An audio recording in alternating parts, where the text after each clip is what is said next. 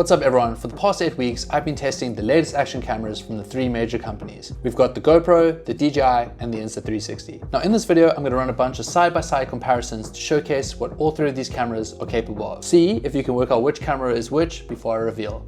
Now I've watched countless videos on YouTube comparing these 3 cameras, and something that really frustrated me is I felt that 99% of creators didn't fully test these cameras properly. At the end of the day, they're made for fun adventure activities. If I see someone reviewing an action camera that's just walking around a city, I'm not satisfied with that, and so I took these cameras on as many different adventures and activities as possible. I literally make a living off using an action camera, and for the past almost decade, GoPro has been my choice. But having watched a bunch of review videos on YouTube recently has made me doubt if I'm still using the best gear. And that's kind of my agenda in this video, is I want to work out who actually makes the best action camera in 2024, and for you guys to work out which camera is going to be best and how you should spend your money. Now I have worked with both DJI and GoPro in the past, but I wanted to create full transparency in this video, and so that's why I'm including a Dropbox link below with all the raw footage so that you can check it out for yourself.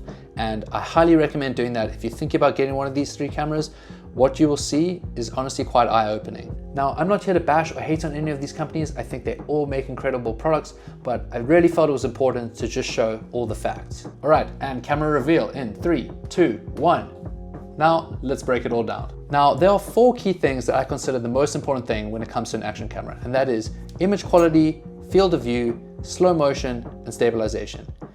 Everything else is a second and third priority. So we're gonna run through those right now and then get into everything else. So quickly for the super tech people, it took me about 4 days to work out what are the best image quality settings for each camera, and I'll have them on screen right now. And those are the settings I used for most of the video. So when it comes to image quality across the board on all of these cameras with all of the different modes, I'd say GoPro consistently has the best image. It has the best dynamic range in the HDR modes as well as the log profiles.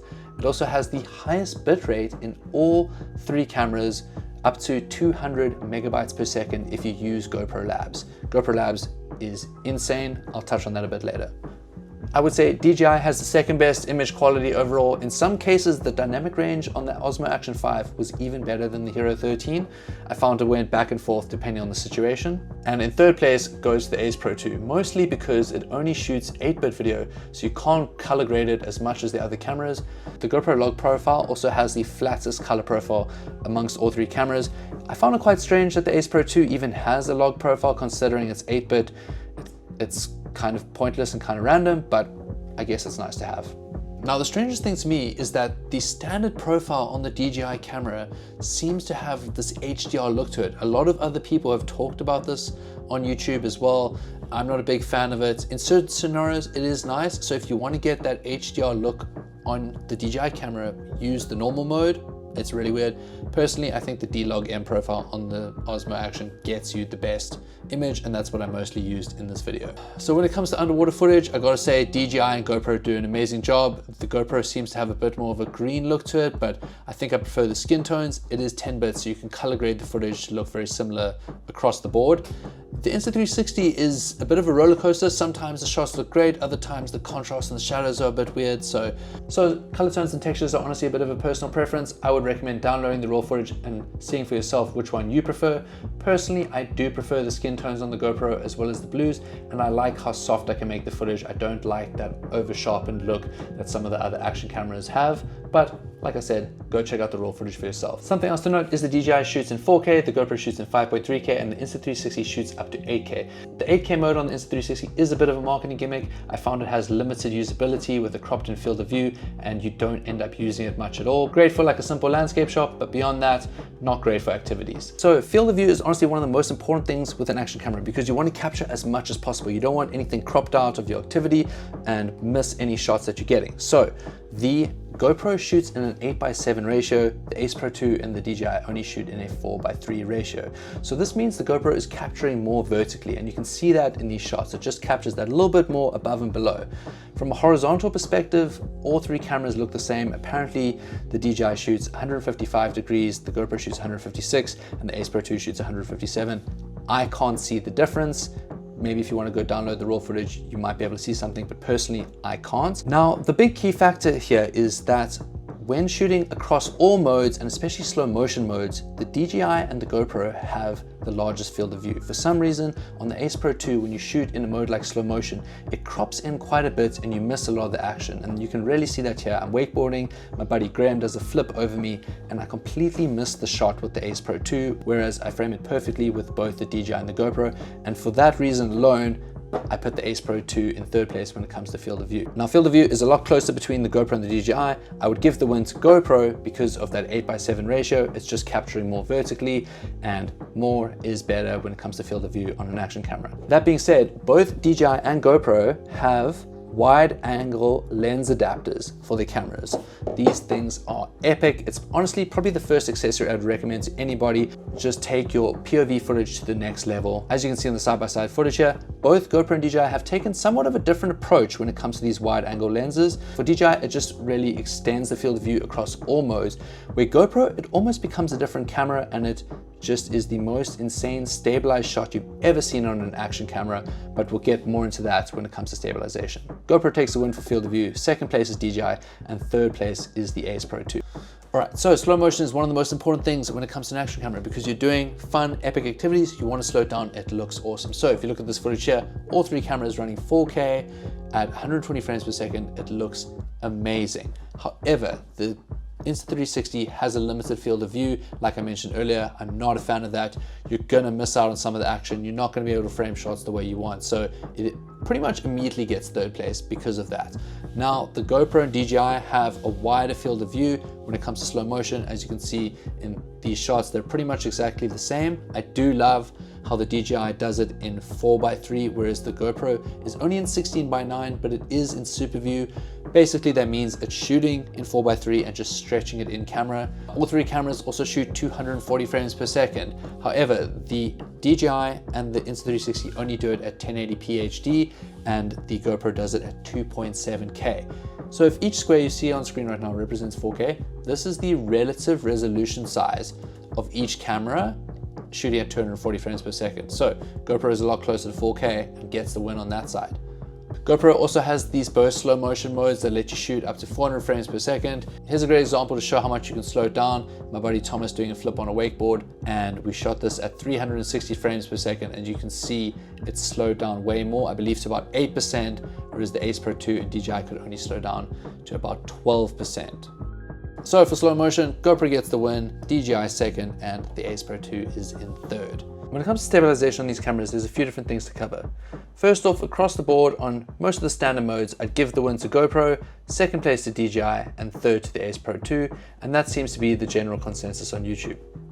Now, all three cameras have a full 360-degree horizon balancing feature. However, the GoPro can shoot at 4K 60 frames per second, the Ace Pro 2 can only do it at 4K 30 frames per second, and the DJI can only do it at 2.7K, but up to 60 frames per second. So in this example here with the water slide, I have the horizon lock feature on the GoPro and the Ace Pro 2 in 4K. I wanted to shoot in 4K as well on the DJI, but unfortunately it only balances up to 45 degrees, and you can really see the difference it makes.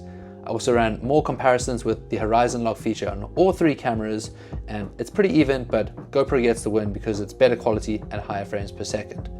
Now we can take this to the next level with the wide angle lens adapter on both the GoPro and the DJI, and when you look at it, you can really see GoPro is just miles ahead with stabilization, quality, and field of view. I honestly had higher expectations for the DJI with the boost lens on. I thought we'd get a wider field of view. It is wider than the Ace Pro 2, but it's nowhere near the GoPro.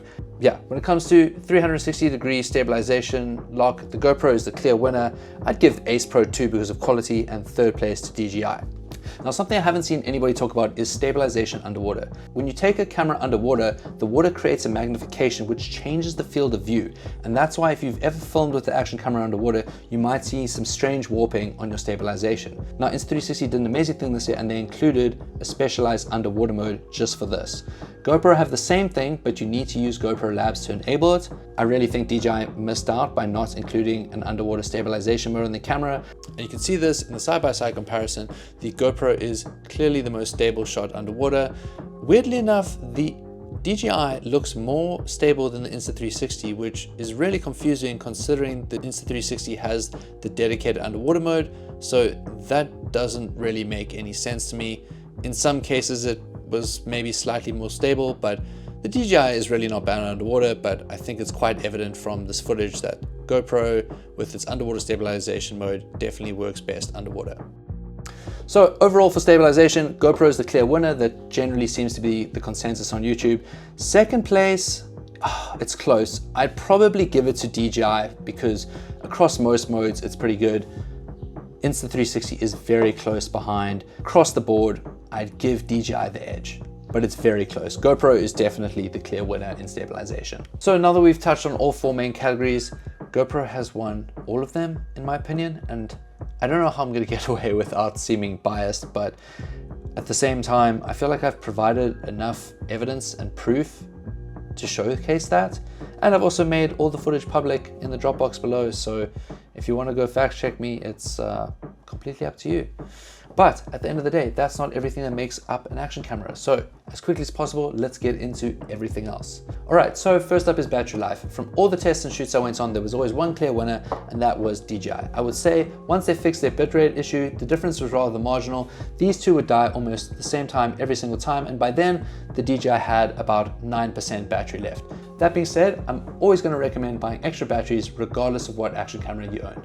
So next up is low light. Now, I've always found this an interesting topic because you're not usually doing activities when it's really dark outside that require an action camera. The only logical argument I've seen is maybe for the motovlogging community, you know, riding a motorbike in a forest after sunset. That's a real world scenario. I could see how they would want better low light capabilities in action camera. And I hate to break it to that community, you're going to be disappointed with all three of them.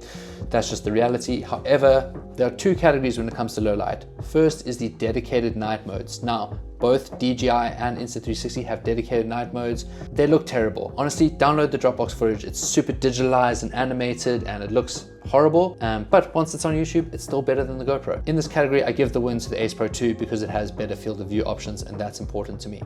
Now, when it comes to overall low light management, I definitely give the win to DJI. From all the footage I have in front of me, it just definitely performs better than both of these cameras. It has the least amount of noise. Download the Dropbox footage and you'll see what I'm talking about. To be honest, I think these larger sensors are very overhyped online. I was hoping for way bigger results than what I saw. They definitely make a difference, but they're not as crazy as I was hoping for. And download the Dropbox footage and you'll see what I'm talking about. And seeing as we're on the topic of low light, the DJI and the GoPro do an amazing job of capturing a sunset time lapse and adjusting their shutter speed to when it gets dark. The Ace Pro 2 just doesn't seem to adjust its shutter speed correctly. I tried all different modes and settings, it just couldn't get it to work, so that was kind of disappointing. Now, when it comes to capturing a night time lapse, they all do an amazing job. I really like how the Ace Pro 2 lets me adjust my shutter speed for longer than 30 seconds. I've never seen that on a camera before, so that was really cool. Now, when it comes to capturing hyperlapses on these cameras, the GoPro and the DJI for sure do the best job. They both have the best stabilization, and you have more speed adjustments and increments when it comes to the GoPro and the DJI, just a bit more options. The Ace Pro 2 hyperlapse setting is just kind of one mode and that's all you get. Third place with the hyperlapse for the Ace Pro 2, first place for the GoPro, second place for DJI. So when it comes to photo taking capabilities on these three cameras, GoPro is honestly just miles ahead in this category. It almost feels like DJI and Insta360 made photos a second thought and just kind of added them in. They've got way less features, way less capabilities. The one little deceptive thing I found is that Insta360 markets their cameras 50 megapixels and DJI is like 40 megapixels and GoPro is only 23. But in most of the modes that I like taking photos on with an action camera, the Insta360 was only giving me about 12 megapixels and the DJI was around 9 megapixels. So it was interesting seeing all these limitations. GoPro honestly miles ahead with photos. Insta360 I would give second because it has a lot more functionality and modes than the DJI. Yeah, super weird. I know we live in a very video-based world, but a lot of people enjoy taking photos on an action camera, and I found this rather interesting. So when it comes to form factor, I love how small the Action 5 is. You know, it's just that little bit smaller than the GoPro. The Ace Pro 2 is a very chunky boy. Yeah, it's a lot heavier, it's a lot bigger, definitely in third place. It's close between these two because I do love how compact this is. I prefer the lens system on the GoPro, but when it comes to just general size, I do like the Action 5. Now, the Action 5 is actually marginally heavier than the GoPro. And the reason being is that you cannot mount the Action 5 without this, or the Ace Pro 2 for that matter. So the true weight of these cameras is actually with a mounting system on. The GoPro has one built in, so as you see on screen now, this is the true weight of each camera. And so from a weight perspective, the GoPro is technically the lightest camera. And while we're on the topic of mounting systems, I'm giving third place to DJI because you can't mount it both ways. You can kind of force it against the magnet. It's really tricky and just not the best user experience. The Insta360 gets second place because you can mount it both ways. And first place I'm giving it to GoPro because you can also mount it both ways on the quick latch system, but it also has the built-in mounting fingers as well as the tripod mount. Super useful because you'll find yourself in an adventure, bring your action camera, and then you won't be able to find one of these. And then you find yourself in this situation and you just can't mount your action camera onto anything. Whereas with the GoPro, you've got the built-in mounting system, so you're always gonna be okay. And trust me, you're going to end up losing these things. I've spent way too much money on them in the past couple of months. Regardless, I do recommend buying a bunch of these, but it does add up. So when it comes to the LCD screens on these three cameras, I definitely found first place going to the DJI. The screens are great. I love how it just takes up more of the camera. The screen brightness is amazing. The quality is epic. Second place, I'd give it to GoPro, and third place to the Ace Pro 2. I wasn't a big fan of this flip screen. A lot of the time we're out doing an activity, you know, I might be filming my friend skateboarding and then I want to turn the camera on me and then I have to reach around and like flip it up to face me. In reality, it becomes quite frustrating, whereas with the GoPro and the DJI, you can just flip around and frame yourself on the front screen. One strange thing I did notice is that when you hit record on the Ace Pro 2, there is like maybe half a second to a second delay in the camera. Not a deal breaker, but something worth mentioning. One thing I wanted to quickly add is the touchscreen functionality on all three cameras. From using them the past 8 weeks, to me, I found them to be all the same. I've seen people claim that one's better than the other. Absolutely no way. Even around water drops, I've seen people claim one works better than the other. Nope, all equally as frustrating. One thing I will add is the screen lock system on the GoPro and the Insta360 is definitely better. It might be more tedious to unlock, but it's more foolproof. I've had multiple scenarios where water drops got on the DJI and unlocked the screen and changed my modes and settings and completely ruined my footage. Very frustrating. It didn't happen often, but it still happened enough times to annoy me and make it worth mentioning here. A great feature on all three cameras is the ability to create different presets. Now for me personally, this is great because I have a different video mode for when I'm vlogging, when I'm shooting POV content, when I'm shooting, you know, slow motion action sports. Now this is great when you're doing activities where you can't use the touchscreen, for example, if you're scuba diving. So what you can do on the Insta360 and the DJI is just press the side button to scroll through all of your presets. And then on the GoPro, you press both buttons at the same time and then use the side button to scroll through the presets. At the end of the day, I don't think there's necessarily a right or wrong answer. On one hand, I like the organization of the GoPro presets, but on the other hand, I like how the DJI and Insta360 only have to press one button to scroll through the presets. But I would love to know which one you think is best in the comments below. So when it comes to overheating and reliability, a lot of channels seem to be obsessed with this. But from every real world scenario and actual activity I went on, not once did any three of these cameras ever fail me, freeze on me, or overheat on me. They all held up just fine, and I would say they're all very reliable cameras. I know GoPro has struggled with this in the past. I think it was mostly the HERO10, maybe the HERO11 camera that definitely got a lot of complaints about overheating or freezing, but definitely seems like they focused on fixing that the past couple years, and a lot of review channels seem to say the same thing, but I did feel like it was important to mention. The DJI also has 47 gigs of internal memory. I'm a big fan of this. It's super, super convenient. The Insta360 is the only camera that has haptics and vibrational feedback, so when you hit record, the camera vibrates. I love this feature. It is so, so convenient. I cannot even begin to explain how nice this is to have on an action camera. Yeah, job well done, Insta360. Great, great feature. The DJI has a built-in color temperature sensor. Honestly, I thought it was a bit of a gimmick, but there were definitely some scenarios where I saw it making a difference. So GoPro has this feature called GoPro Labs. It's been around since I think the Hero 8, and basically it almost lets you hack your camera and unlocks a whole bunch of super complex features that just aren't available in the camera. If you are really into super tech nerdy stuff, I highly recommend you check it out. I could honestly make a 2-hour video about what you can do with GoPro Labs. It literally takes your camera to the next level and lets you do the craziest things with your camera. So I'll have a link below to a video that explains it a bit more because it's just a bit too complex for this video, but it honestly is a game changer on this camera. The GoPro has a built-in GPS, which is really cool for recording data like your speed, G-force, distance traveled. It's really cool having that information available built into the camera. The other cameras can also do it using third-party systems. Yeah, very cool feature. The DJI also has a built-in pressure gauge, really fun feature if you are a skydiver or freediver. As you can see while I'm freediving here, the DJI is pretty accurate when compared to my Apple Watch. The HERO13 also has a whole variety of lens attachments. This is really cool if you want to use like an anamorphic filter or macro filter. It really makes it an extremely versatile camera. But I'm not going to touch on those too much because, you know, they are relatively expensive things, but definitely worth checking out. So when it comes to the in-camera audio on all three cameras, I'd say they're all pretty much around the same. Download the raw footage and decide for yourself. A bonus point to DJI for being the only camera that can wirelessly connect two lapel mics at once. Honestly, I could make an hour-long video talking about all the different features and nuances of these three cameras, but however, I feel like I've touched on most of the important things. If you feel like I've missed something out, let me know in the comments below. So at the end of the day, there needs to be a winner, and that is the GoPro HERO13. It is just the most versatile and all-rounded camera. The DJI Osmo Action 5 is very close behind. It is slightly superior in low light, but the GoPro edges it out on things that I consider to be more important in an action camera. The Ace Pro 2 is very much in third place.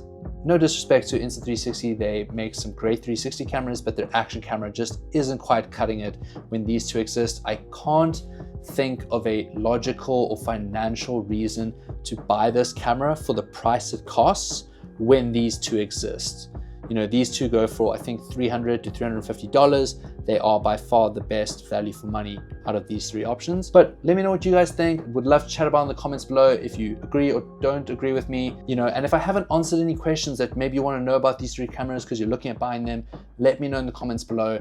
I've tested these things so much that if you have a question that nobody's answered, I probably have the answer for you. So let's chat about it in the comments. But yeah, if you enjoyed this video and you found it helpful and you want to support the channel, you can purchase gear through the affiliate links below. It really helps me out and helps make videos like this possible. Thanks for watching, and I will see you guys in the next one.